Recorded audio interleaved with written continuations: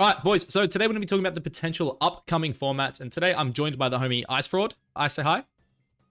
Hi, Ice. And we're also joined by LukeyVGC, aka When You Were Me, the locals are free.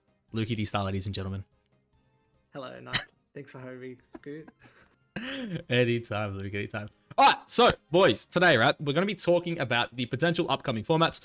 This really is the first time since, I guess, really the majority of Scarlet and Violet where we haven't really known what is coming next. Obviously, we started off with regional decks, no Paradox, no Ruins. Then we got the Paradox Mons, then we got the Ruin Mons, then the Home Update, and then DLC 1 into DLC 2.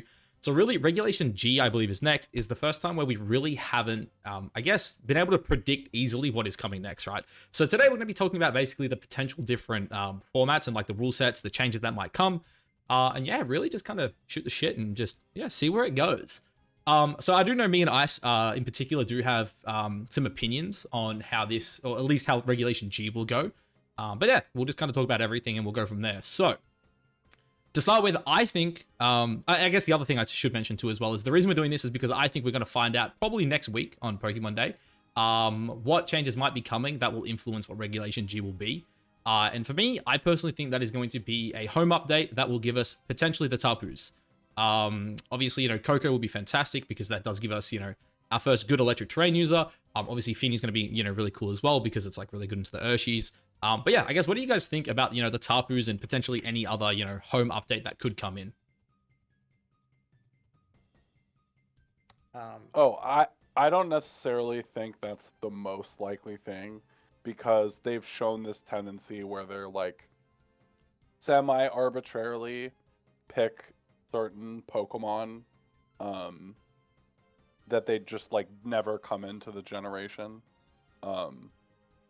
And I think the Tapus are the right ones to fixate on because it kind of feels weird not to have them, especially when we have like the Quark Drive Pokemon that kind of feel like they don't get to use their abilities most of the time.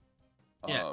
And look, I think for me at least, that is obviously the biggest reason why I think we'll get them is because it feels super weird that while like Torkoal's a pretty good sunset and Ninetales isn't the greatest.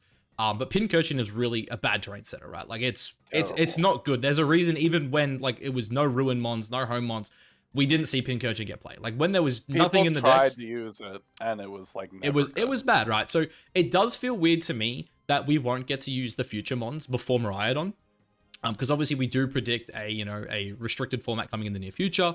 And when obviously Miraidon comes into the game, then we will have access to a good electric terrain setter. But it does feel super weird to not have that, I guess, before we move to restricteds. And personally, that's why I am of the belief that there will be a home update that at the bare minimum will have the Tapus. Obviously, we don't know. I could be proven completely wrong. But as I said too, I do actually think there is a pretty solid chance that they're just going to be completely forgotten about for the generation, right? Obviously, I think the main competitive ones that we're kind of missing, at least right now, are things like the Tapus, the Ultra Beasts, and of course, going into restricteds, we are missing the XY Legends. So I would not be shocked if, some of those mons, whether that be, the Tapus, the XY Legends, or the Ultra Beasts, get announced on Pokemon Home Day or Pokemon Day for like a home update, like sometime maybe around, say, March, April, and then there's like some raids to go along with it, right? And that's kind of why I think at least the Tapus make a lot of sense because then it's like, hey, Pokemon Days, what is it, the 27th, I think, of February. Then that gives us 2 months to be like, hey, we can have raids for all the Tapus, right?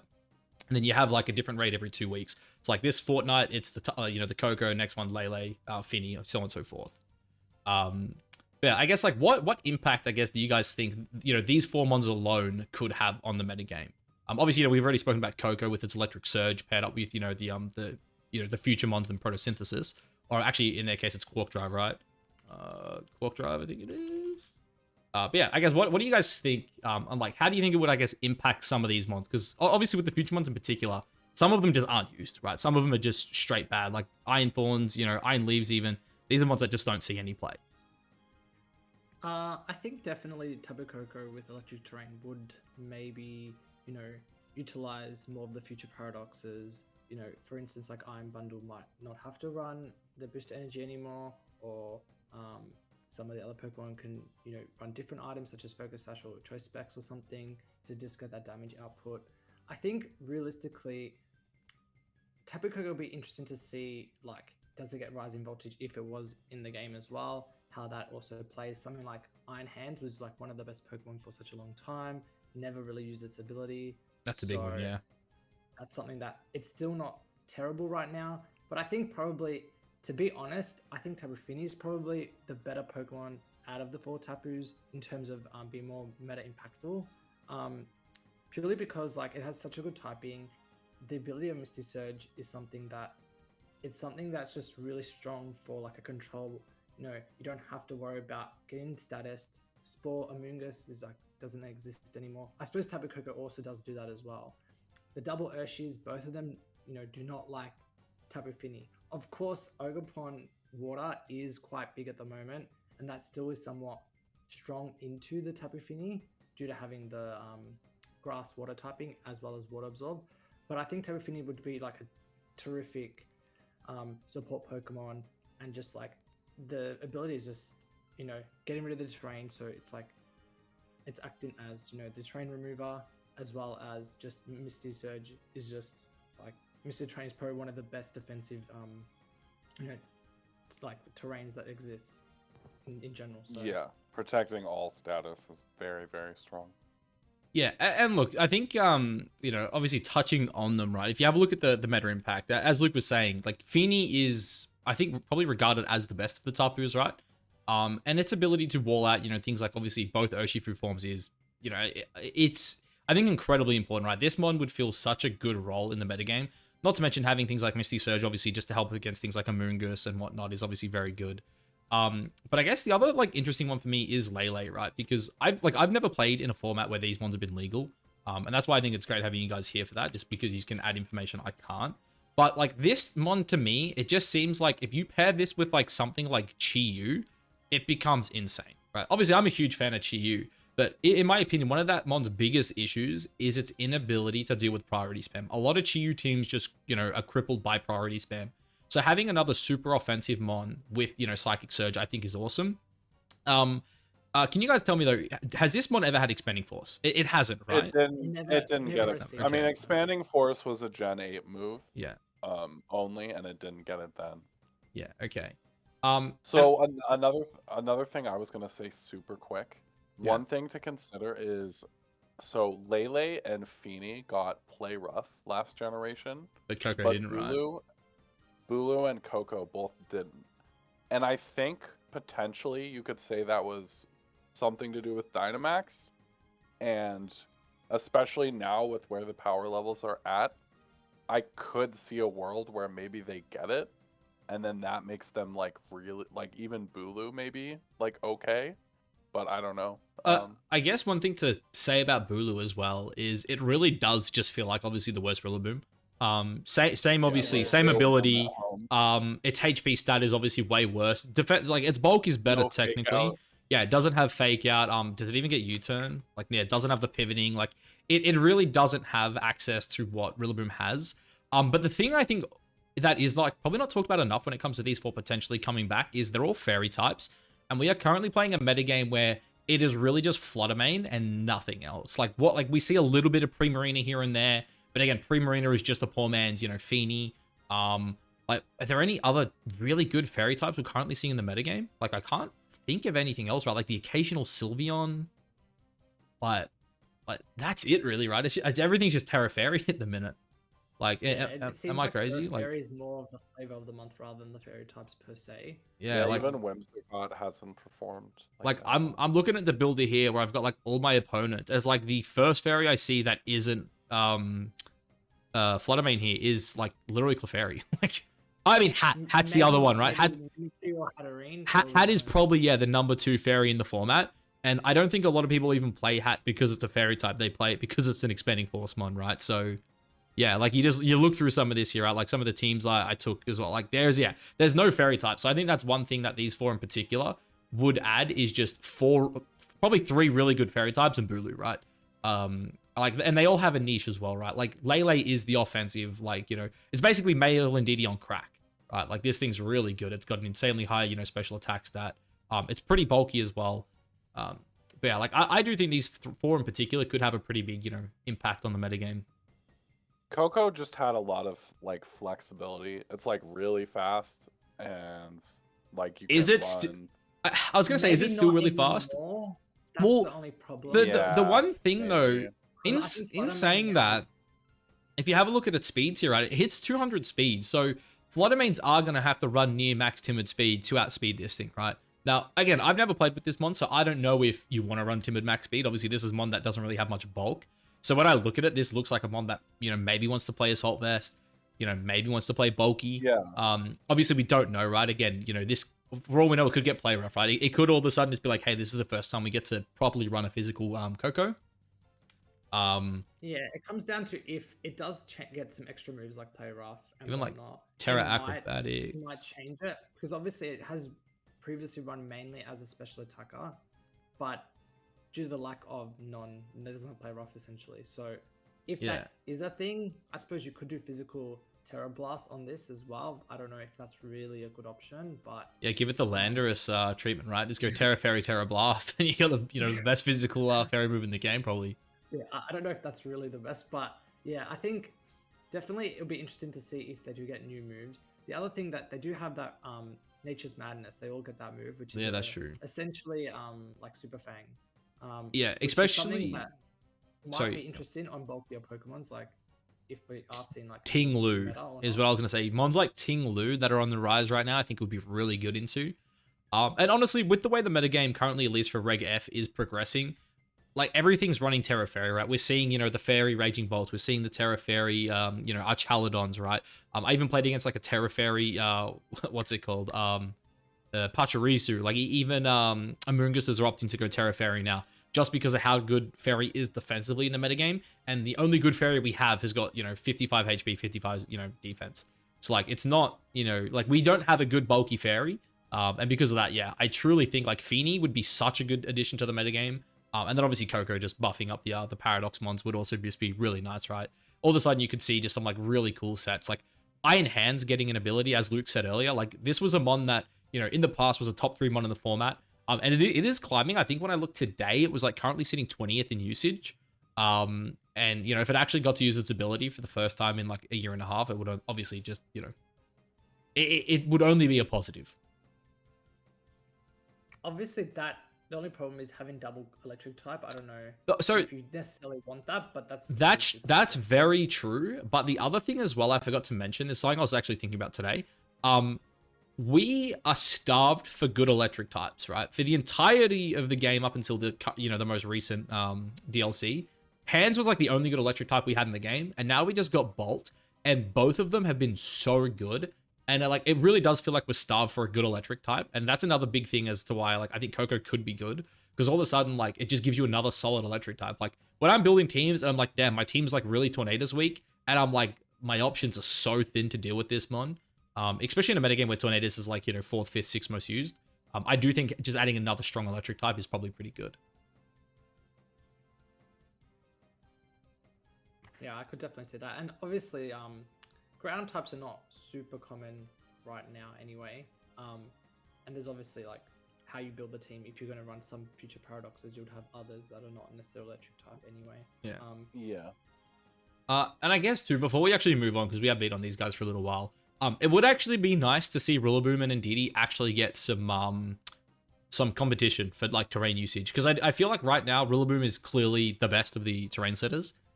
With Indeedee having it's like niche on these, you know, Trick Room, Expanding Force like teams. But yeah, it really does feel like Rillaboom kind of gets its terrain up. And because there's no, like really like what Indeedee's usage is maybe like top 20, if that. I don't know exactly where it sits. But it feels like if you have a Rillaboom, you don't have ways to stop the Grassy Glide. Like you just don't have like a defensive switch in to like eat a glide. Which yeah, because of that, I do think obviously having some more terrain setters would be very nice. I am really glad we have Ice Spinner as an option, yeah, but very good, I yeah. agree. I agree with you that there should be more counterplay like that. Yeah. Or just more good terrain users. Mm-hmm. All right. I guess is that it for my idea then? You guys want to move on to Ice's prediction? So, small shout out to Ultra Beast, because I feel like if we get the Coco, the Tabus back, we probably get the Ultra Beast. I back agree. too. I guess one And thing. Sorry to cut you off. Kartana could be really, really good. Yeah, I do think cart could be really good. I'm personally not familiar enough with the UBs. I know a lot of people say stuff like they want stack attacker back. Obviously, cart's good. Even things like Pheromosa would be nice just because it has like a stupid speed stat, doesn't it? If Pheromosa Yeah. got speed swap, it would be because they didn't give Rabombi speed swap. In this generation, the only Pokemon with speed swap is Rabsca, which is very 45, slow. yeah. I mean, this thing's super so frail, but yeah, If obviously. we got an actual fast speed swap user, and this thing gets tons of coverage, you can run special or physical, It is and you really get strong. like you know. it has like what it used to get that ice move that everyone would run. Triple The axle. one that triple axle, yeah. U-turn, obviously, close combat. I liked that thing a lot. I thought it was cool. Yeah. Anyway, Yeah, sorry and look, to derail. nah, that's fine. I would love to talk about the Ultra Beast. I am not familiar with them, and they're not as simple as talking about like, hey, this guy's got electric terrain. Hey, this guy's got a really good defensive typing. Complicated. Yeah. They're This, yeah. complicated for sure. Yeah, even something like, as you said, Kartana, right? I feel like Kartana. This one would be like so sick, dude. Like it's frail as like all hell, but my god, does it hit hard? Like that is stupid. That 181 attack, like that's insane. Actually, I guess before we move on, is there any Ultra Beast that would love to play with Chi-Yu? As a special. Yeah. Tell me, boys. I'm gonna pull it up on the side. Nihilego, does that want? Is that? I mean, Nihiligo. Actually, that's probably just better Glamora, right? Meteor Beam Nihiligo was Yeah. already a That's thing. actually just better Glamora. You know what? You're onto something here, Luke. Look at that. Like it doesn't hit Again- quite as hard as Glim, but it's like way bulkier. Again, it's not. It's like it's the opposite to Katana. It has no defense, whereas Katana has no special defense. You know what? In saying that too, no defense in the current landscape of the metagame is really bad. Also, I just realized that's like lighting my face up like no tomorrow. Xurkitree, probably not worth it. It used actually, to be better. Naganadel could also be kind of PogChamp, actually. That thing There- is a little awkward to use. Yeah. There's quite a lot of them as well, and it would depend. Like, Yeah, what I'm looking moves they now. have as well. If they, I'm. It's hard to say if this, like, obviously with this prediction is like another thing that's going maybe for this prediction is, Worlds is in Hawaii. They're most likely going to announce, the date and, whatnot. They want to announce the logo or Pikachu designs, whatever, on Pokemon Day most likely. So maybe Alola in Hawaii kind of matches the theory, but Lukey's yeah. he's made. Actually, you know what? It's funny you said that as well because it just clicked to me. UB and Tarpus are from the same gen. I feel like if we get one, we definitely get both. And as that's the what fact that it's in Hawaii, Luke, mate, I think you're onto something here, mate. I think you're onto something here. That's just the going on with the speculation, whether or not that actually is the thing. I'm just saying, like, that's maybe somewhat referenced. Obviously, You kind of we won't- convincing me. You're convincing me. Obviously, based on the next part that we're going to talk about, given what happened at last Worlds, we don't really know how the cycle is going to be, and obviously, we don't know if they really will do a home update for this. Exactly, yeah. We don't know. There might not be another home update, but yeah, obviously this is what I thought. Anyway, we've been on this topic long enough, I guess. We'll move on. Ice, tell everyone, I guess, what do you think's going to happen? Because this is a prediction. I think we spoke about this, 6 months ago? I'm actually going to pull it up on the side. I'll pull up the Betch channel while you kind of explain it. Yeah, I've been saying this even for a while before that, I think. Yeah, so the official Betch channel, sorry to cut you off here, goes back to the 11th of the 9th. So what would that be? Is that September? September. So we've been talking about this topic since September. We're currently in February, so this does go back a good 5-6 months. But yeah, sorry, continue. I don't want to keep cutting you off. Basically, everyone was surprised that the Worlds format shifted majorly and included home mons. I had predicted that, not to toot my own horn, but I had said we would get home mons for Worlds, and everyone was like, nah, that's not going to happen. They wouldn't drop that. And then they did. And it kind of just feels like they're more following the way things were with the way Sword and Shield released, and people keep not expecting them to do rollout formats that way, and they mostly have been. I think we will get a restricted format for Worlds, is basically what I'm saying, because we would have had it around then for Sword and Shield. Obviously, for Sword and Shield, because of COVID, we were not having tournaments, and so formats were handled a little differently. We got a weird format where things were banned, like the equivalent of like September or whatever. But we also got the DLCs for Sword and Shield, at least the first DLC, much sooner. So anyway, yeah, that's my prediction basically. So I think wait, there'll be a. You said restricted, right? But specifically, which are we talking single restricted or double restricted? I back then was pretty convinced it will be double, but part of that is also hoping that it will be double restricted. Yeah. So because double restricted, sorry to cut you off here. Double restricted is something I will talk about at some point with one of our future topics. One thing I do want to add here real quick, and this is something Luke actually mentioned right before we started recording, was we are assuming Regulation G will be the world's format, assuming that this current format ends in May, and the next one will be 4 months, meaning it will end at the end of August. So that was the assumption. Sorry. So yeah, but the next one starts in May. Sorry. So it'll be May, June, July, August. World should be in August, I believe. So we got like part of it is going under the assumption that the Regulation G format will be the world's format. But Luke did also mention there's a chance that they'll just say, hey, here's a 3 months format. We're giving you another brand new format 2 weeks before Worlds, like they did with 2023. So yeah, we are going with the assumption that this will be the Worlds format that we're talking about here. Probably should have said that with the Tapus. But yeah, we'll keep that in mind. But yeah, sorry, Ice. So you think we'll get some restricted? Do you want to talk about single restricted first and how that could, I guess, impact the metagame? Yeah, basically, I think the next format will be single restricted, and the format after that will be double restricted. I think single restricted sucks. I think a lot of people who play it would probably agree. It's kind of like, should find a different word, but it's restricting on team building. Because when you only have one restricted slot, you feel like you have to get the most out of that slot. And so you're kind of like in a format that has Pokemon like Zacian, Calyrex, etc. You're not ever going to pick like Zamazenta, for instance, or some of the more awkward ones. But in a double restricted format, you have a little more like room to play some jazz with like one of the more off meta restricted Pokemon. Yeah, and that's so I'm actually pulling up the stats here on the side as well. So yeah, I think double versus single restricted is super interesting, right? Because as I was saying, like I feel like in a double restricted format, your team kind of centers more around the restricted ones, right? Like say, you know, you've got your like what was the big one? Like you had the Swordfish, right? So you had Zacian plus Kyogre, right? There was what was Rinya's son? Groudon plus and Zacian, yeah. So and obviously that's Everything was with Zacian last so that I guess that's the other thing as well. We got to remember Zacian just got big nerfs to its Crown form as well. So its ability doesn't proc every time on switch in. And I believe did it lose? Was it lost 20 attack or did it lose 10 attack, 10 speed, something like that? It lost 20 base stats, right? Speed looks the same, I think. Yeah, the speed looks the same. This used to be 170, yeah. It lost 10 base attack. Or was it just 10 attack? No. Yeah, okay. I thought so. I thought this was 20. I could be wrong. Let me double check. Yeah, just someone want to Google that for me. I don't want to pull up too much stuff. But I'm going to pull this up here. So this is something I was like, I kind of want to talk about as well. Just because like this is the usage stats for doubles Ubers. And we see here Cali Shadow number 1, Rhydon number 2. Obviously Arceus has like no play in the format. But Incin is currently number 4. And this 20. It lost 20. Yeah, so it did lose 20, so I was right there.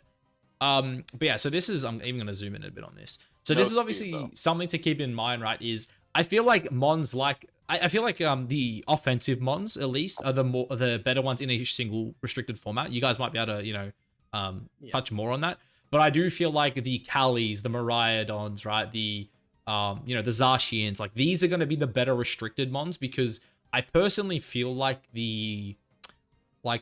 when you've got one restricted mon, the other 5 mons play a lot bigger role than they do, you know, in a double restricted, right? Like when you've got, you know, the Kyogre plus Zacian, obviously Incin's like a fantastic support, but that's when you do see the things like the Gastrodons find their way onto teams, like the Amoonguses find their way onto teams, the Rillabooms, right? You've kind of got like these, like, it feels like 4 support pieces paired up with your 2 restricteds, but when you've only got the 1 restricted, it feels like you can't just have like obviously 5 support pieces with a restricted, and because of that, you will see things like, for example, potentially Cali Shadow plus things along the lines of, you know, Indeedee plus Chi-Yu, potentially like a Lele Chi-Yu if that was to be a thing, and stuff like that. And obviously, you know, things like Groudon Kyogre, right? All of a sudden you're going to start just building like weather teams around them. But yeah, I guess like what kind of what are your guys' opinions on this? Right, I've never played a restricted format personally, so I don't have as much, I guess, insight So into it. Torn Ogre is gonna be really, really good for sure. Like Yeah, day very one, true. Torn Yeah, Ogre is super good, super easy to run. I think the one interesting thing about this generation is the Paradox past Pokemon add meaning to Drought. very true. Yeah, all of a sudden, So Groudon and Miraidon become a lot better. Groudon Sorry, and Koraidon. Sorry, Groudon. yeah, Groudon and Koraidon look more interesting than they would Hmm. otherwise. But yeah. Yeah. I think there's a lot we'd have to figure out because Terra would hugely impact all of this. Yeah, and that, definitely agree with that. I guess to me, that's one of the coolest things about the potential restricted formats, right? Is all of a sudden the mons that are considered pretty broken right now, right? For example, the Urshifus, right? They're considered pretty busted right now, but the second you've got 2 restricted mons, like, they're not picking up these one-shots, right? Like, you know, a Terra Dark Urshi right now struggles to KO some, you know, Ogerpon Waters, for example. If you're struggling to KO an Ogerpon Water, like, what are you doing to, like, a Miraidon Koraidon, right? Especially, too, when, like, Terra Fairy, from what I understand, is, you know, very, very good on something like Miraidon. And then even things like Kali's Shadow, right? It's like, again, I don't know much. Obviously, they eat the Expanding Force is fine, but if Kali's Shadow gets E-Force plus, you know, the ability to, like, Terra Fairy, all of a sudden, like, you know, are the Urshis, like, even that good? Like, and these are, like, obviously staples in the metagame right now. Like, there's, like, obviously, I think Ogre Water will be really good if Kyogre's good, but, like, does it have the bulk to withstand the onslaught of, like, you know, things like, say, a Groudon in Sun, right? Or even, like, a Miraidon Koraidon, right? Yeah, it's very interesting, and I think something that maybe we haven't touched over yet, which is the Sword and Shield DLC leftovers of that game. So we had Urshifu, which was in a Dynamax format, and we have the other restricted from that game, Calyrex, which did not get nerfed this generation. So I think both forms could do really well.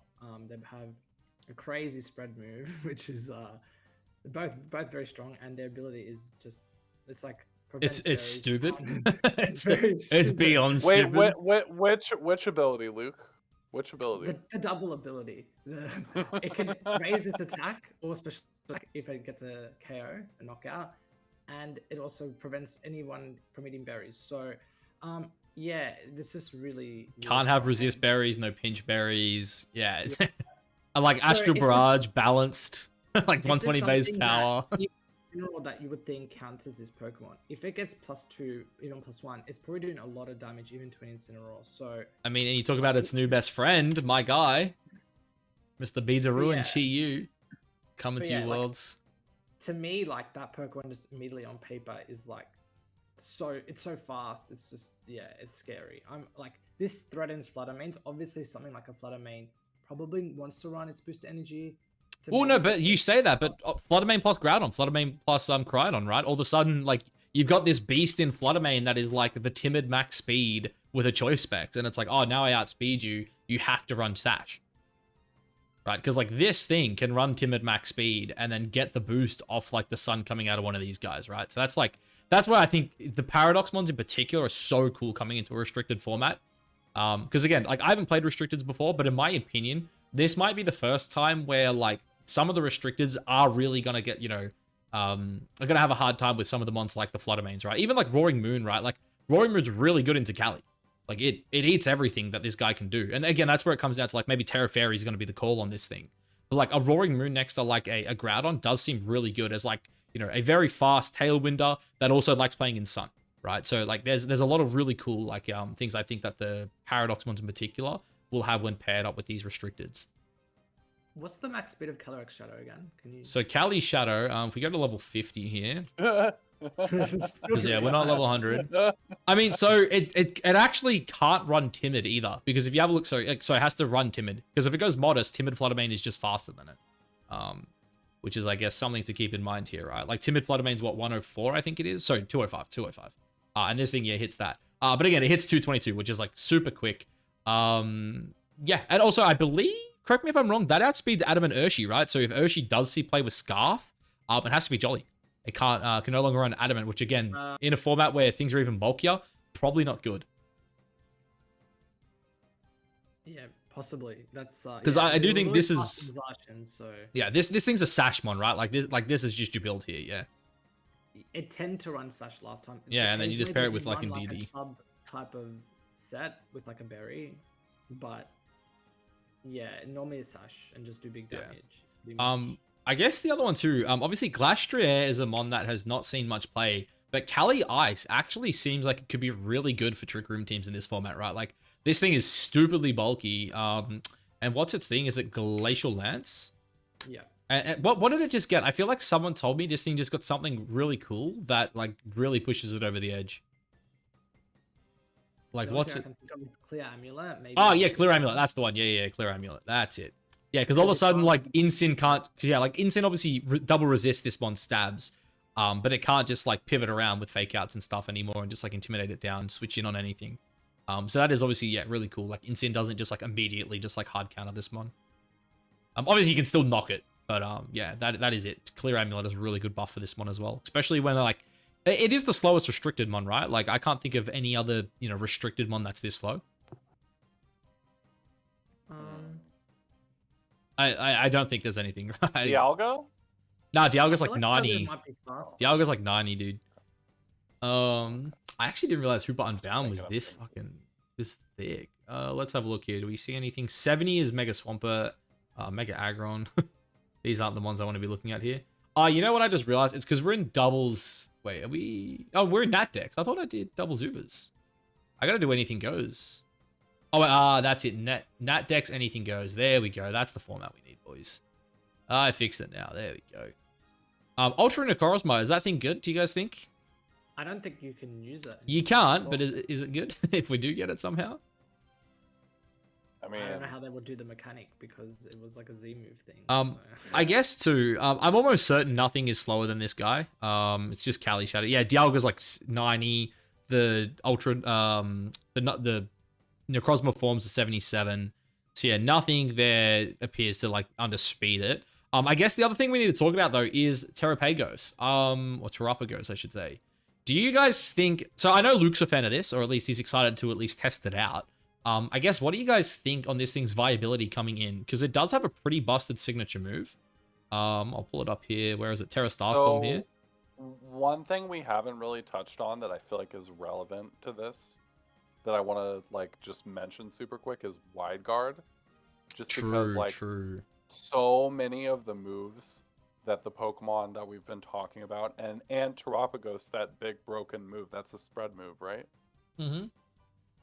And you are right. So, in Legend, in like restricted formats, also get paid a lot more. This so that is very true. Funny enough, we say this. Obviously, now this is doubles Ubers, right? So it's a little different. But if you have a look here, Zamazenta Crown is actually rated higher than Zacian Crown. Now, granted, I believe you can have 6 Ubers on your team, so it is a little bit different. But as you have a look here, it is the highest base stat Wide Guard user. So maybe that plays a role here. Like, is Zamazenta going to be good? Like, I feel like you just run one of the Lunala or like Solgaleo, right? Or like, is there? I think the problem is if you're allowed to have 6, like you can have as many as you want. You can slot it in a lot easier. Yeah. You won't normally pick that. You'll probably pick another Pokemon that's not a restricted as your Wide Guard. Yeah. Yeah, and I'm like, I'm looking through. Like maybe something like Garganacl comes back or something. Like, yeah, maybe Gargan restricted actually. Like, cause I'm looking. This is bleak, man. Like Torterra doesn't have the bulk for it. Like Armor Rouge, maybe, probably not though. I don't think that's the guy. Yeah, like it feels weird. Like maybe Mian Xiao.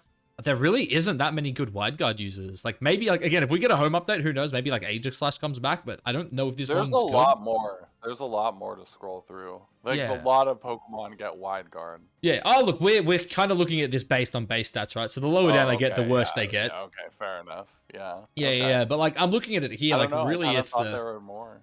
Yeah, I don't know. It's interesting, but yeah, as Luke said, I think Wide Guard would obviously be massive. And really looking at it, like Chestnut, like does this thing probably doesn't see any play, right? Doesn't have the Spadef for it.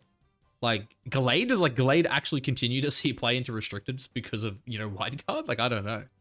Honestly, a lot of those Ultra Beasts are starting to look super attractive that you scrolled past. Like yeah, I didn't touch on them, but like yeah, dude, Celesteela actually would be so to look incredible. Yeah, wait, oh boys, here it is. Iron Valiant finally he gets Miraidon and he gets to be a Wide Guard mon. That's it. Valiant is the guy. Move aside, Fluttermane. I am the new king. I think the other thing to also note if one's actually good. if Vita does pick up, maybe something like Faint does also pick up as well. Yeah, because for that's sure. another way to stop it. But again, like, it's hard to say exactly how it will go, especially if it's just a singular restricted versus double restricted. What happens first or not? So that would. I didn't mean to derail Terapagos, by the way. No, it's fine. I'm sorry. Look, I personally actually don't think Terapagos is going to be that good. But I know Luke is interested in it. Like we were playing around with some calcs. I think its mechanic is interesting. So the thing is, its mechanic is incredibly interesting. My only issue with it is it only activates once, right? So I guess for anyone who doesn't understand how this works, when this mon terrestrializes, it clears all weather and terrain, right? But it only works once per battle. So say like I lead my Terapagos, you lead your Kyogre. If they just cycle out their Kyogre as I Terra, and then they just switch it back in, the rain's up and I can't stop it anymore with my Terapagos, right? I feel like if it was like, hey, as long as this thing's on the board terra'd, nothing can happen, it would be great. But then again, you go to that, like, the situation with this mon where it kind of feels like it needs to be terra'd, or it's kind of a waste of a restricted slot. Like, if this mon, for whatever reason, isn't a restricted slot, which I'm pretty sure we all know it will be, it feels kind of bad, right? You look at its base stats here. Again, me and Luke, like, we did some calcs, right? That its ability here being Terra Shell, essentially meaning as long as you're full HP, everything that hits you is, like, not effective until obviously you're off full HP, is pretty interesting. And as a Calm Mind mon, it's also, like, pretty decent as well, because you can use, like, a turn to set up a Calm Mind, right? You're like, hey, I'm not, one of these attacks isn't very effective. Maybe, redirection, fake out, whatever. You use that turn to get up a Calm Mind, and then all of a sudden you Terra, and then you just, like, you're this big boy here with, like, +1. Terra Starstorm deals, like, a massive amount of damage, right? It's essentially always, like, at a bare minimum, it's a neutral hit that is 120 base power, coming off 130 special attack. But this one's like, and it always is super effective on Terramons, right? But obviously the issue, actually, Terra Starstorm doesn't work the same way as Terra Blast with Terra Stellar, right? Like, you don't lower your stats. If you get, doesn't lower anything. Yeah, okay, so yeah, that is really, really good. The issue is it's gonna be a Terra Hog, and I don't know if I'm gonna want to, run this thing when I could have something like Koraidon, Miraidon, Zacian, Kali Shadow, right? Like, to me, it feels like it might be like a really cool anti-meta mon, but how good it's actually gonna be, I don't know, because it feels a little underwhelming. But again, I can see in the right situation, this mon could absolutely, run through teams, right? Especially with its bulk. It's super bulky. It's, naturally a normal type as well, which means Kali Shadow can't just click Astral Barrage into it, which is kind of interesting. But yeah, I guess, is there anything else you guys have to say about Terapagos here? I think, yeah, I originally thought that once it was on the field, you couldn't set the train. Nah, so it activates that's not once. The case, then obviously it's not as good. But having said that, I think it still does have a very interesting mechanic, and all the Pokemon that have had like a very unique mechanic in the generation do become a bit of a niche eventually. So I wouldn't be surprised to see if someone's able to use it to a high level. Again, straight away, I don't expect it, because people probably go with the easy. I think it might be a bit harder to pivot, or needs a certain team around to use it. Like, obviously the immediate, like we've already discussed, the immediate like restricteds look already kind of better than it probably initially, but I do think it has a very big move pool, which is also something really interesting about it. Yeah, it does have a lot of really good special attacks, as we can see here. I guess another thing too, right? We should probably talk about this cover legends. Now Miraidon has, for basically its entire existence, has been the #1/2 used mon in Uber's doubles, right? Now obviously this mon is going to be, like, when it comes back, or when it is legal, it's going to straight up just be the best electric train setter. Sorry, Tapu Koko. But I guess, what do you guys think of this mon? Because this, on paper, like, it looks pretty busted. Especially too, like, with its ability to pair up with things like, say, Tornoga, right? Or its ability just to straight up beat Tornoga. Yeah, like we already said it, like, this thing on paper just would really complement a lot of the future paradoxes as well. So that's something that's, like, incredible. Obviously, the issue with electric types, if they become really big, is the prevalence of ground types normally come back into the meta, and something like a Gastrodon looks like it's a really strong pick into probably both that and something like a Kyogre. So that's why I suppose something like Gastrodon does do better in a restricted type format. Just having the immunity to its attack is just really good. Yeah. So, I guess, speaking of obviously ground types into Miraidon, right? Obviously its counterpart here is Koraidon, which is a Sun Setter. And I know Joe UX9 stated ages ago that he actually thinks Groudon will remain the the premium or the premier, I guess, Sunmon, right? Obviously, it has a fantastic matchup into Miraidon, right? It's immune to the electric type stab, which obviously this Mon, getting its free Life Orb in electric terrain, clicking its electric moves is going to be pretty damn busted. So because of that, we could definitely see Groudon as just a straight up like answer to this Mon, where it's like, hey, I'm just here, I'm clicking Precipice Blades, and I'm just like gonna, deal some massive damage to you. And like, sure, you can drop a Draco, but like, have we seen like Assault Vest Groudons in the past, for example? Like, is that a common thing? Yeah, they've run Assault Vest, they've run like White Herb, they've run like a lot of different sets. It depends. Like, I suppose in the Dynamax formats, it did like to get big, so that was something that also helped its A bit bulk. different, yeah. So again, it normally runs bulky, offensive, not normally a fast Pokemon. So that's What I figured, right? It's got this really good HP stat. Like, even something like Clear Amulet, I think could be good.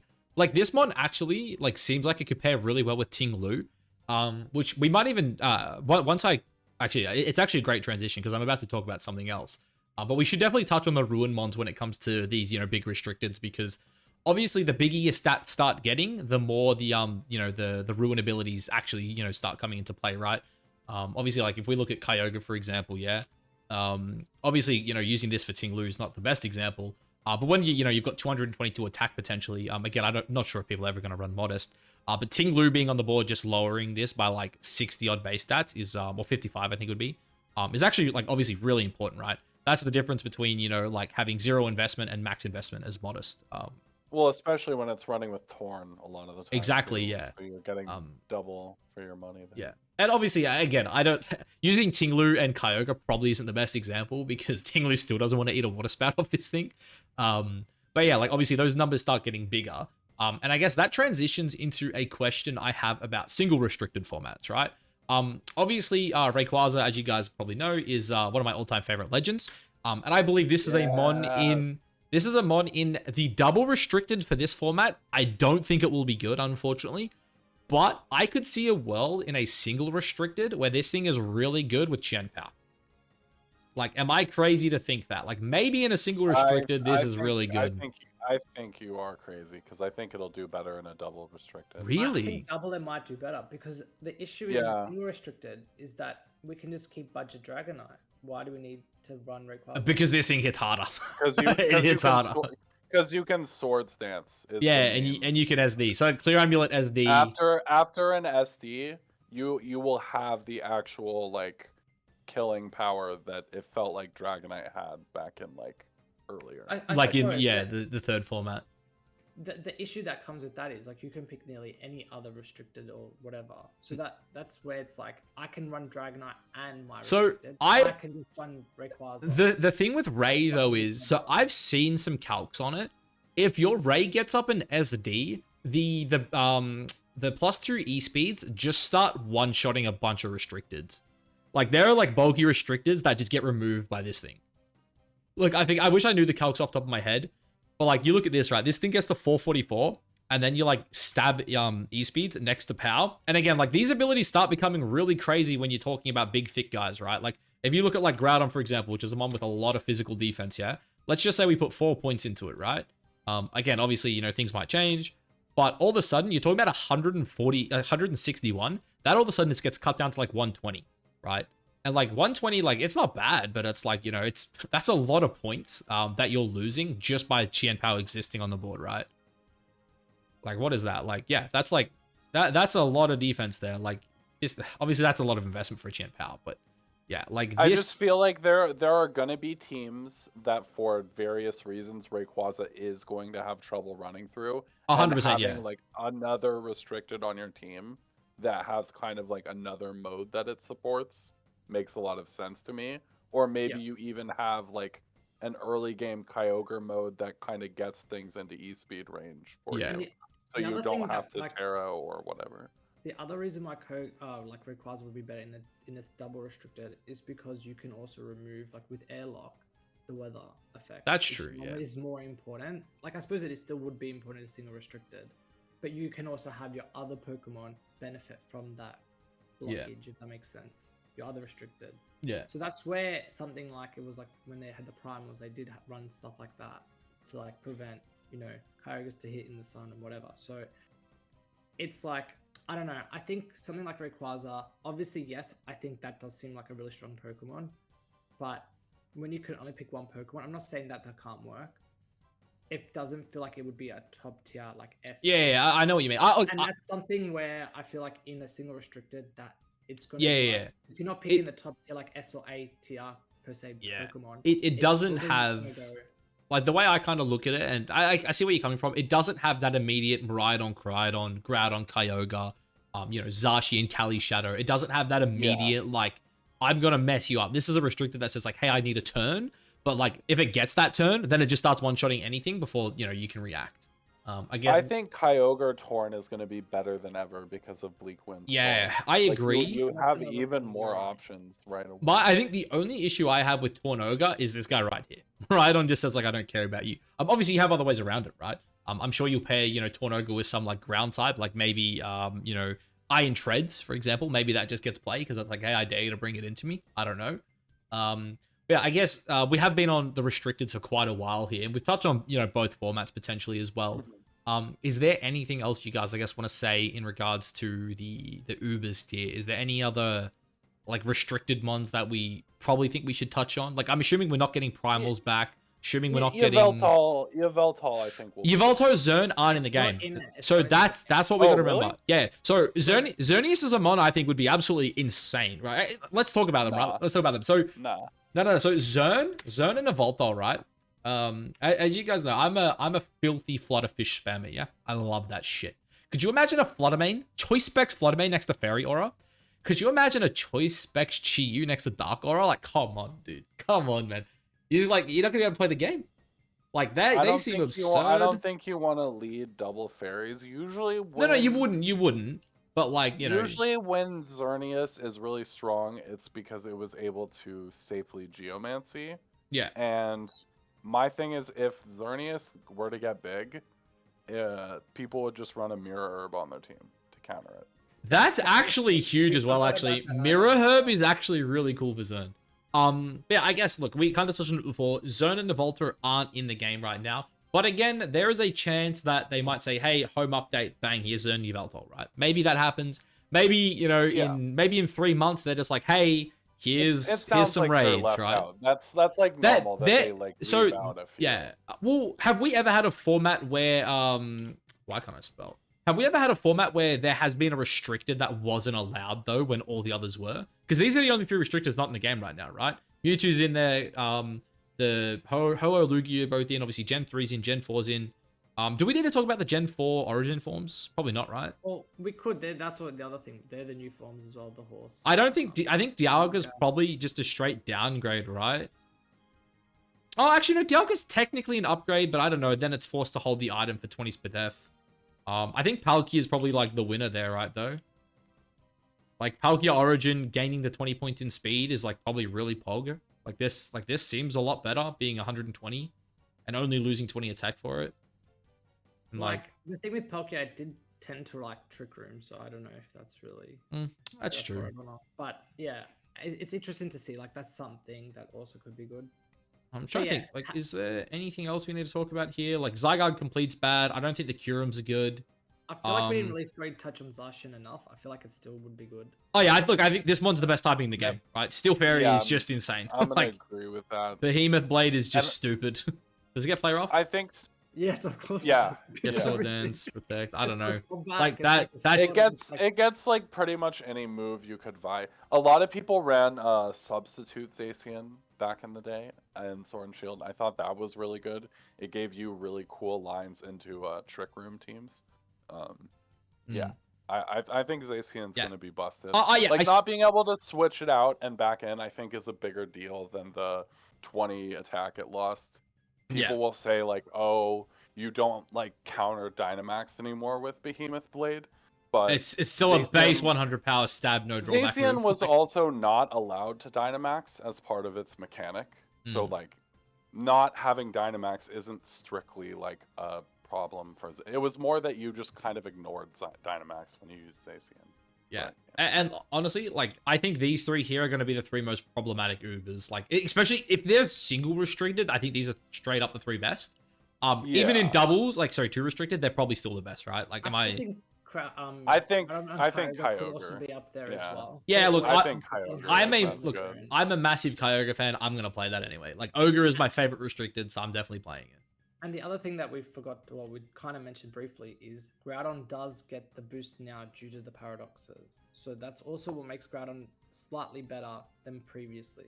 Yeah, I mentioned that. Yeah, for and I think that the thing with Groudon too, when compared to at least Koraidon, sorry, is Groudon to me pairs a lot better with them in terms of like it's the type coverage, right? Like, for example, I was talking about Roaring Moon being like a really good Tailwind setter, right? Like paired up with Sun, right? This one is really quick. It'll have like the only thing that'll be faster than this will be Priority Tailwind. But again, like you don't necessarily need Priority Tailwind when you're moving like, you know, insanely quick, right? Let's just say it's like Jolly Max Speed level 50, right? Like when you're this fast at +1, like all of a sudden, you know, you're talking like what? That's 270 speed or something. Like that's really good. And you don't want to pair this mon with Koraidon, right? Then you've got like just this line where it's like if they lead a fairy, you lose, right? Or at least if you go like Groudon, Roaring Moon, you don't have that same issue, right? And it obviously trickles down to some of the other ones as well. Like I think Fluttermane Miraidon might be good because of its insane speed stat. Like you could go maybe something like Scarf Specs just off the top of my head, and then you just nuke shit turn 1. Because then you've got 2 insanely quick mons. But yeah, I do think Groudon probably pairs a little better in terms of just like being a defensive pivot for them, whereas Miraidon is just obviously the super offensive version. Oh, sorry, Koraidon. It's just like way more offensive. Koraidon is just gonna cost you a Terra way more often. That's very true as well, yeah. Like this mon is also in saying that though, this mon actually loves Terra Fairy. Sorry, Terra Fire. Like, I think Terra Fire on this mon is sick and it gets Blitz. So it's like that's also kind of bug. You can get a lot of bang for your buck, and I think in a single restricted format where that's true. Maybe really good. more okay with like just tearing your one restricted every time, or almost every time. Maybe you're cool with that, but in a double restricted, I think probably Groudon is better. Just I don't know. I think Groudon's really good. It's so bulky. It does like such good damage to so many things. Yeah, I agree. I guess, is there anything else, or should we move on? Because I feel like we've actually covered a lot of the other topics as well. But I don't think Eternus is is Eternatus good? Like, I didn't realize this thing was so fast. Actually, that's kind of nutty. Well, maybe bring it up because again, that was kind of used as a kind of an interesting way last gen. It's actually kind of crazy stats. Like maybe it is like the recover cosmic like power stuff. Pokemon, is that what you're talking about? Yeah. So maybe it could be good. It's hard to say. Does this have 2 forms? The other form. It never got its actual like crazy form. You fought it as that in the game, and it was like never like a thing. Okay. So yeah, you're right. That actually is something else that potentially could be like it was run a little bit in a stall team, so that could be something maybe. But if we're talking about like single restricted, I think again it's probably not the best pick in a single restricted. Do we think Palafin comes back in restricted, boys? Is there a world where this is better than Hershey? I'm done hoping for Palafin. I think Palafin is think it's dead. See next gen maybe. Yeah. Just don't give us Hershey like before like DLC 2 for Gen 10 maybe. It'll be good. Alright, so that's, I guess, they're like the 2 major things we're gonna touch on, right? Is like restricted and then obviously the Tapus and a potential home update. I guess the next thing on my list here is banning Pokemon. Well, I guess, what are the chances you think that it's going to ban mons for the next regulation? I personally say no, simply because, again, I think it's going to be the world format. But there is a chance, obviously, you know, we could just see them just straight up say ban, like, the home mons or something like that, or just, like, remove them from the pool. If they did something like banning just home mons, I think that would be a bit more healthier meta. If they say, like, what they did another time where they banned, like, I think the top 20, was it? Yeah. Top usage on singles and doubles. That was a really weird format where just something that was just slightly out of that pool became very oppressive. Yeah, because it's... Z was very strong, I really believe. I think Gothita was really strong.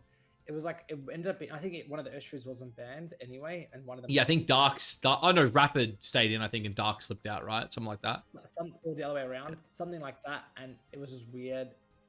I don't know. I think it kind of makes a weird power creep where it's like something that was just missing maybe becomes really strong. So, sorry, I'll cut in here. So one thing I think we need to keep in mind as well, In terms of like potentially banning home mons, the Urshis are now in the game.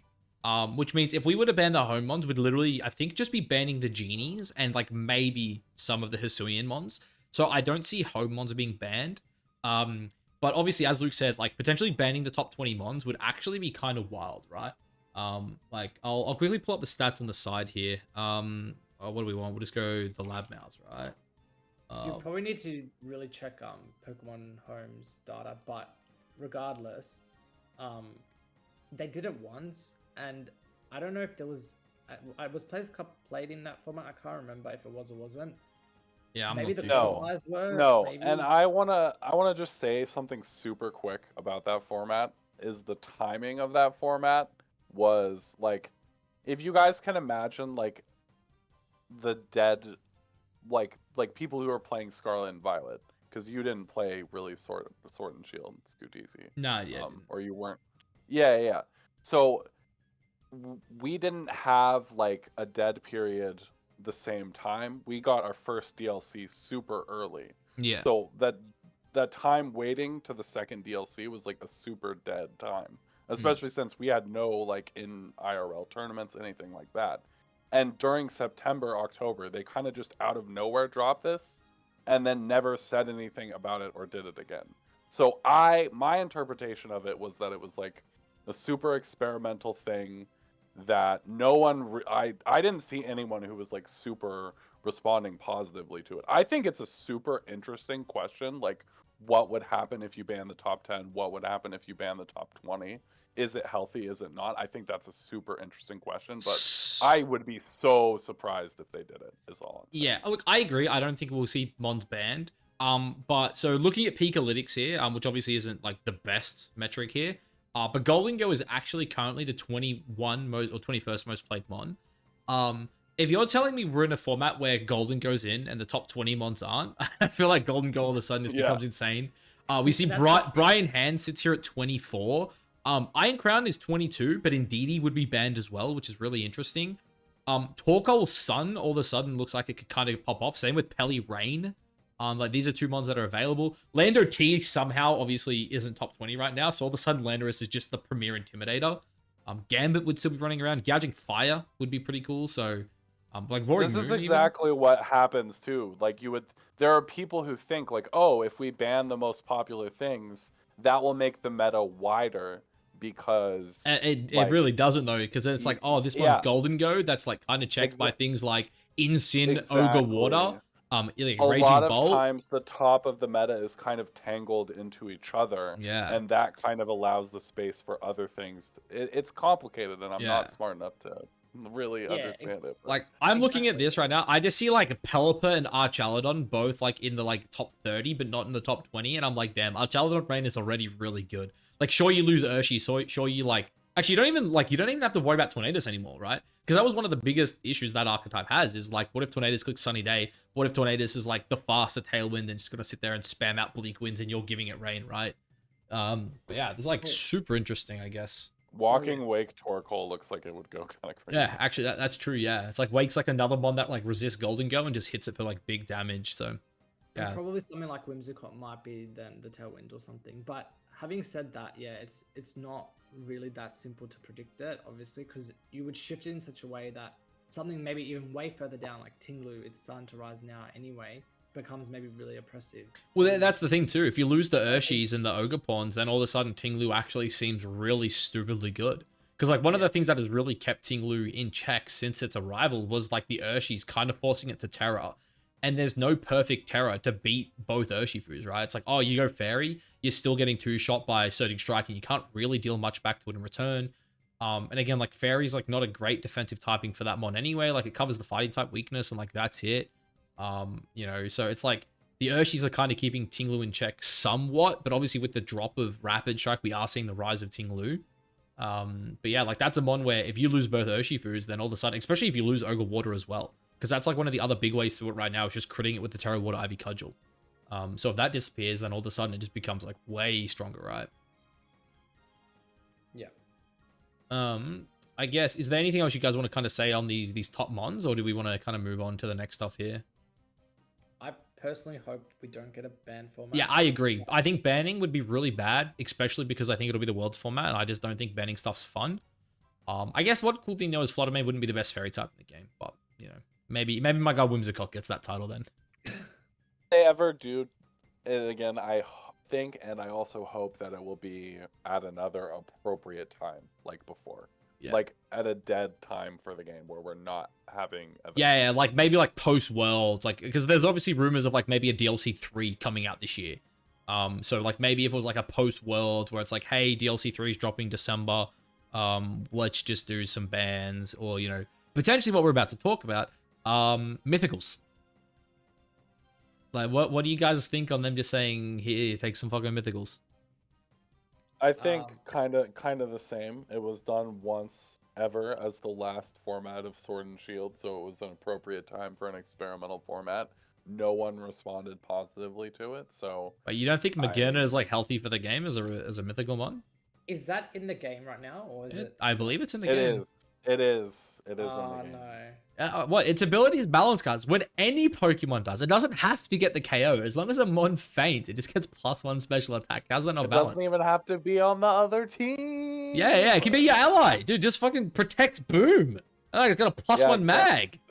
You laugh, but people absolutely. Oh will no, run that. I'm sure. And what do we say about Zacian? Steel Fairy is the best type in the game. Like there is no better type than this, man. Like you've got like you got the fairy fucking overheat as well, like in Floor Cannon. It doesn't get anything better than Flash Cannon, right? I think that's its best. Is that its best thingy? Yeah.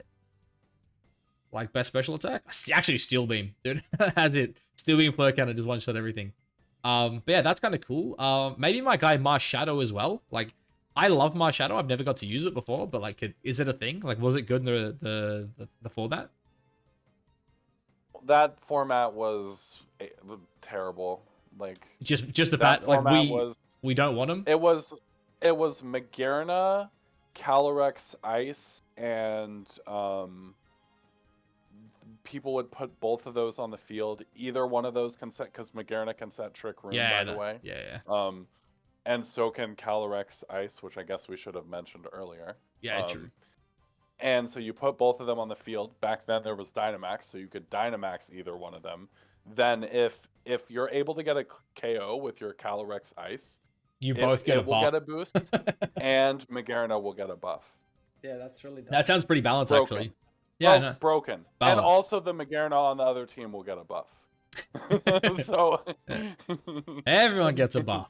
So do you want to be the slow Magearna, so you get the opponent kills your Pokemon first, so then you can attack? I'm guessing too, like the first 4 generations of Mythicals are bad, right? Like Mew would be bad, Celebi's bad, Jirachi's bad.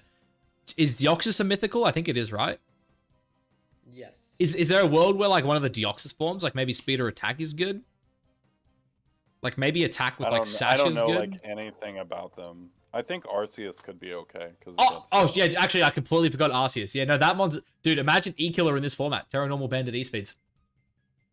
Like... It gets like moves that have like Terra Blast like properties. As in Judgment? Like yeah. Wait, moves so like that, like Revelation Dance did really well for Oricorio. I did actually win a draft league with that. Or draft match, I should say. Mechanics like that have done really well. Just like I'm struggling to think. There's like another example that I'm forgetting of like a type move. Whatever it's called, the other one. Yeah, I don't know.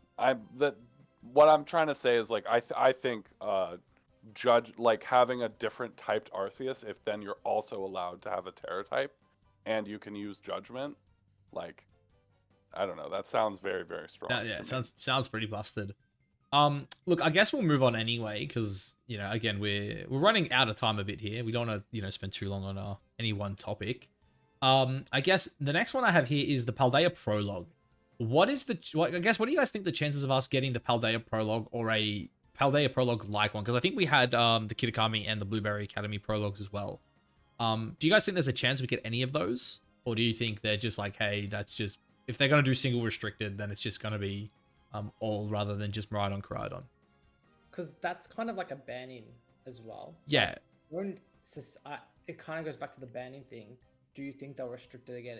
They tend to, once they open the gates, they kind of open more. Yeah, rather than limiting. The only way I see banning working is if they did something like this, where they were just straight up like, hey, we're doing like we're just doing regional decks, like no legends at all. So it's like no ruin mons, no paradox mons, like the Lardis are out, the Urshis are out, the Genies are out. Like that's the only thing I could maybe see them doing bans wise, is just saying like, hey, here is just like the DLC 1, DLC 2, like no Ogre Pawn as well, of course.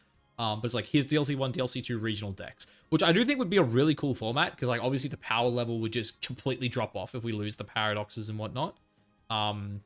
But again, I feel like the formats are just ramping up, right? I don't think they would just drop down. I think it would just continue going up, if anything. So we're just talking about what they would do for like a little tournament, though. That Yeah. they're not even giving championship points, or what? Well, I mean, do you think there's a chance they do something like the Paldea Prologue? You mean give a restricted dex this far out? Yeah. That's kind of it, yeah. Do you think they would restrict the decks that hard, where they're like, hey, here's Miraidon, Crydon, but that's it, and you just like lose a bunch of stuff? I think it's I mean, they kind of did that with the Blueberry Prologue, because I don't know if you know, but Terapagos was legal in that. I actually didn't know that, but I should have assumed it. I mean, I could have assumed it, I should say. Yeah, so, I mean, it could happen. I think it's more likely we get like this generation's version of the Spike Myth Cup, where we have like a no Terra tournament. No Terra is actually another thing we should probably talk about as well. Because I think Mons losing their ability to Terra completely changes viabilities for some Mons, right? Because there are some Mons that are really good, but in certain matchups need their Terras. And obviously, if you just take away the ability to Terra, it just becomes a bit of a different ballgame, right? Like some Mons, like for example, Fluttermane losing its Terra Fairy, while it's still obviously going to be incredibly good, it kind of misses that little bit of extra power where, like, for example, Terra Fairy specs Moonblast KOs things like Chiyu, right? At least on bulky Chiyu, where if you're all of a sudden not able to Terra, all of a sudden you can just never KO a Chiyu, and then they're just going to KO you in return with an overheat. So that's something I guess as well we can touch on with no Terra, because I do think that would actually be a kind of a cool format. But again, if it's going to be the Worlds format, I don't think they'll just like take Terra away. I don't think so. I think it'll be for like a small tournament. Yeah, or like maybe like the post Worlds format even as well. Like maybe like, hey, first format with restricteds, you can't Terra, something like that maybe. Yeah, that's something that they could do, because they did do something like that in the Sun and Moon, like third year. Yeah, because that's when they restricted. Yeah, I think you were literally telling me about it on Saturday. Yeah, they started with no Z moves, which was that's the mechanic in Sun and Moon. So yeah, it is possible, but I feel like the trend seems to be like they don't want to go to that anymore. I don't know. So I'm more inclined that they won't remove the Terra, especially on Worlds. Like that's like the flashy mechanic. Yeah, I don't think they so. Want to show the flashy mechanic. I doubt it. Like making predictions, I would probably say more towards like a single restricted probably makes more sense, even though I wouldn't be really happy with that, but that's probably what it looks like. All right. I guess, yeah, is there anything else you guys want to touch on potentially for like a Reg G/H format? Because there is one other thing I do want to kind of touch on. I think we covered most of my ideas. Yeah, I mean, I'm looking at my notes now. I'm pretty sure we've covered everything bar like the next thing I want to talk about. So yeah, I guess you guys want to move on then. The potential new game, is that? Yeah. So I guess so spoilers. So this is where I guess it does come back to a potential double restricted for Worlds, right? Is there are obviously rumors. I'm someone who follows leaks a lot. I know you guys don't follow them as much as me. But there are rumors that potentially, there is going to be a remake or like a new game this year, right? People are saying, Black and White 3. There are people saying, we're getting some, updated version of Johto, which kind of makes me think like if we do get one of those games, and that does then become the home of VGC, that I think double restricted becomes really likely for Regulation G, or at least like the Worlds format, because then it will be like, restricteds at Worlds, and then we kind of jump onto the next game. So I do want to kind of throw that in there. Like, I feel like if on Pokemon Day, they're like, hey, here is like Black 3, then maybe Ice is right. This is just going to be a restricted Worlds. But yeah, I guess, what are your guys' thoughts on a potential Generation 2 or 5 regional Dex format? I think regional Dex is like super sick just because the power level becomes so much lower. bad mons all of a sudden become good. All of a sudden you're not playing with like Fluttermane. But yeah, I guess what are you guys' thoughts on that? Because they are the two, I guess, rumored games, right? Is Generation 2 and Generation 5. And obviously we've never had we've had Gen 5 before with Black and White and Black and White 2. But we've never played a Generation 2 format, right? Like I think a format with like where it's literally just the, you know, the Johto Nat decks, where it's like Johto and Kanto and that's it, would be really interesting. So like just to, I don't know, just based on what they've done previously, it probably wouldn't be a national dex even if the next game is like, you know, the remix of Gen 2, Gen 5, etc. Because sorry, do you mean regional dex? Sorry, it wouldn't be a regional dex. Yeah, sorry, because you said not Nat dex and I stuffed up. I said regional dex. I meant Nat dex. So I meant regional dex. Yeah, what I meant. It would be a national dex. Yeah, sorry. And I think I stuffed because like in 20 with the Sun and Moon, not the one before Sun and Moon, X and Y, they did Oras remake, which is probably the best time to. That's probably the most closest to it anyway. And then that had, you know, it went straight to like Legends. Yeah. From Oras. So I don't know, like even if they do bring a new game, whether that actually changes what a format would be. Yeah. I kind of doubt it might introduce a new mechanic or new mons even. Or new mons or new Legends like forms or something. That's possible. And that may change obviously that element. But in terms of, it's hard to say because they tend to, for whatever reason, if they do, you know, have a new game, it'll either be based on the trends of the last few times it'll be a non-competitive game such as like Legends or BDSP Diamond and Pearl remake. If they go with that route, then we are just going to be playing on Scarlet and Violet for World Championship Series. So sorry to cut you off there. I'm assuming this world will definitely be on PSV, by the way. I'm talking more the post-Worlds format is what we're kind of touching on here. Oh, okay. Yeah, so then that would probably depend whether or not the game is actually, you know, game. So I think that probably comes down to, is the game a competitive game or is it not? Yeah. If it ends up being a competitive game, I would suggest it would be on it probably, and it would still probably be a restricted format regardless. I guess one thing I should obviously mention here as well, Luke, because I know you and I have definitely spoken about it in the past as well, is the idea behind trends, right? Because obviously with Sword and Shield, we didn't move off Sword and Shield. We stayed on Sword and Shield for the entirety of the generation. But I believe that is the first time, right? Because if you go back to, because I believe VG started with Platinum, right? Like that was the first time we ever had VGC. Is that correct? I feel like it possibly was before that, but look, I could be completely wrong. I feel like I saw it when I watched Wolf's video on Ray Rizzo. But then obviously we had Black and White, which then moved to Black and White 2. We had X and Y, which moved to Oras. We had Sun and Moon, which moved to Ultra Sun and Moon. And then obviously Sword and Shield was the first time where we never moved on. And I think you said to me in the past, Luke, that you don't think we'll move to a new game just because we didn't move on from from Sword and Shield. But my kind of thought process with Sword and Shield was like COVID. That's kind of like my excuse as to why we didn't get a new game that we moved on to. Obviously also like BDSP was pretty shit. But who knows, like maybe if we do get a remake, which I think a lot of people are kind of speculating it will be Gen 2 rather than Gen 5. People are speculating that like we could just get a Gen 2 game. And who knows, like would we actually move over to like a, you know, a Heart Gold Soul Silver like VGC? I don't know. Yeah, that becomes a bit tricky because obviously it comes down to what type of game is it. That's kind of like a different topic. Is it like a Legends Arceus style game, or is it like a Let's Go game, or is it like, you know, Scarlet and Violet, or whatever? Or is it, you know, literally like the Oras to this game? Is it gonna be like a Johto that is built like Sword and Shield? Not Sword and Shield, sorry, Scarlet and Violet. What was I about to say too? Yeah, the only reason why I'm like a bit unsure is because it feels like to me the DLC has kind of taken over as the enhanced version of the game. Which I is, agree, you know, yeah. The Oras, or not Oras, like the you know, Ultra Sun, Ultra Moon, or Ultra Sun, you know, whatever, that type of thing. So for me, it feels like the DLC kind of has removed that, which I think is for the better.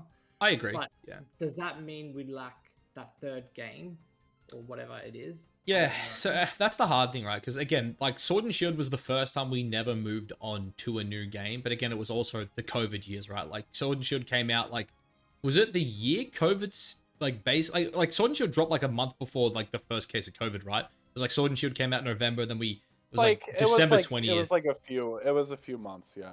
Yeah, so it was like, it came out really close to COVID, and that kind of, to me, threw off the whole generation. And another thing too So as here's- well. Oh, So you, Matt. you go out there. You haven't spoken. You go.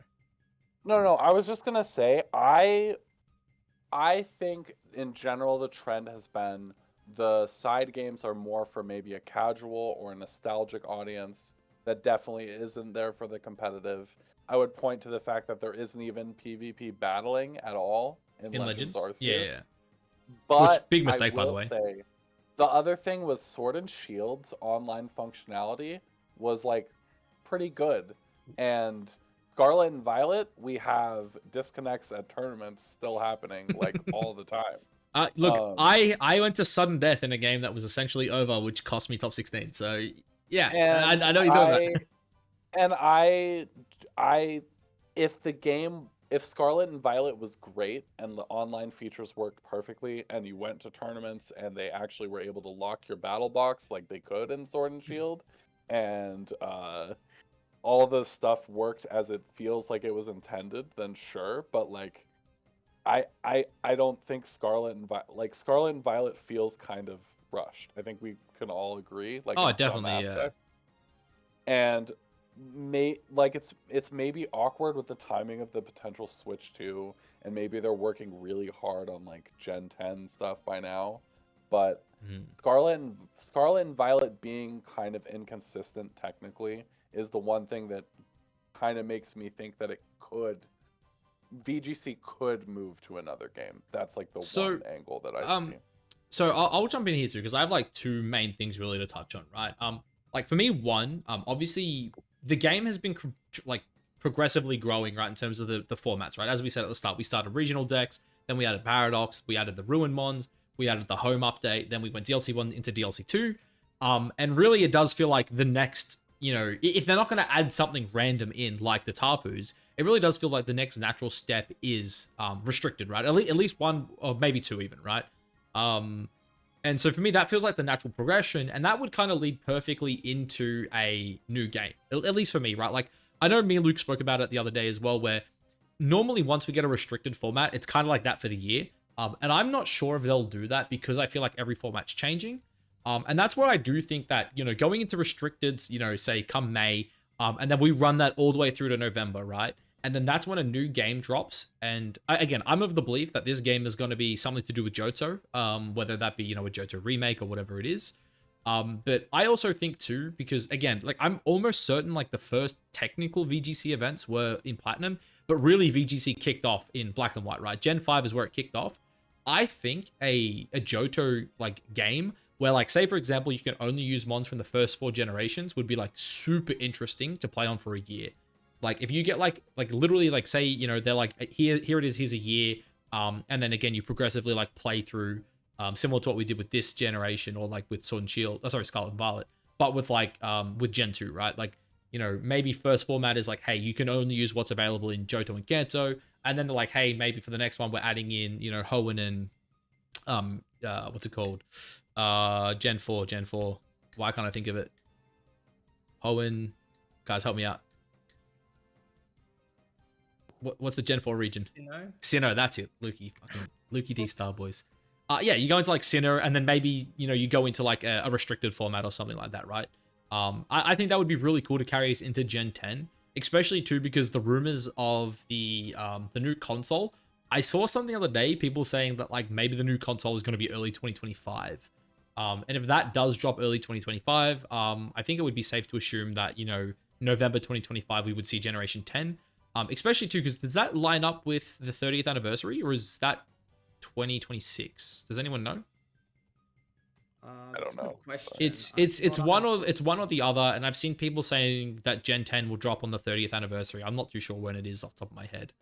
But yeah, I think that would be like the perfect way to like roll into the new generation, is say like, hey, here's like a year on a brand new game with a completely different format, a format that we've never seen before, which would be just the first 4 generations. I mean, it sounds really fun. Yeah, like again, it sounds really cool. It sounds interesting, but again, will they do it? I don't know. Like, I'm still of the belief, even if they do have a game that we move on to, it's just going to be a restricted format regardless. Yeah, feels bad. Maybe give us like Megas in Gen 2. Like that sounds fun. Yeah, give me like Mega Salamence in a meta game where like there's no Gen 5 mons, no genies. Like fuck the genies off. I don't want to see them again. I mean, the way they went. I mean, the way they went so quick. through the regional decks in Scarlet. Like we only got 2 months on Yeah, the I do think that's one of the biggest mistakes they made, because wasn't regional decks 1 month into 2 months of Paradox into, because we had the ruins were in no, April. we had 2 months of I the don't regular deck. no, because the regular, technically the first rank season was January. Because we had regional decks through January, then we had Paradox through, because I played Paradox at Melbourne, which was, what, Feb, it was like yeah, it was like mid-Feb, Feb 14, that I played Great Tusk. Like, so there was only 1 month of the regional format, and then we went 2 months of Paradox, yeah. So it was 1 month regional into 2 month Paradox into Ruins. Like, the Ruins were introduced in the 4th month of the, like, technically the VGC season, but you got to remember as well, there was no official season until January 1st. The rank ladder didn't come out till Jan 1st, so. Or I feel Oh, like that was okay. rushed. And that's Yeah. probably also And we've ruined spoken the about that before as potential. well. Like, I feel like that really did kind of ruin the potential, simply because I think if they'd paced it out more, and then like maybe the Ruin format dropped, 2 months later, then all of a sudden like we had like an extra month or so heading into World, which would have led perfectly into DLC as well. Like, because if you do 333, the Ruin format would have ended right after DLC dropped. Because then that would have, like, I think I've done the math before, then DLC would have dropped like 2 weeks before the end of the format. And then it's like, okay, you've now got 2 weeks to basically, play the DLC and then jump into the new season. Which again, obviously links up perfectly with DLC 2 as well. And then you're kind of in the position we are in now, where then we'd end up in a very similar position where you could look at restricteds for Worlds or whatever the next format will be. And then you could have just straight up skipped the home update, and then no one, everyone would have been happy not to see Torn Shifu. But yeah, I guess, guys, look, we've been here for like, what, probably almost an hour 20. Is there anything else you guys want to add in here before we wrap it up?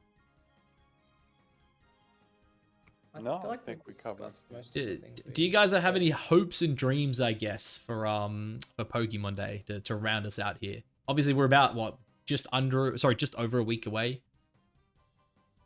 I think a game will be announced. Oh, there's definitely going to be a game. What it will be, we don't know.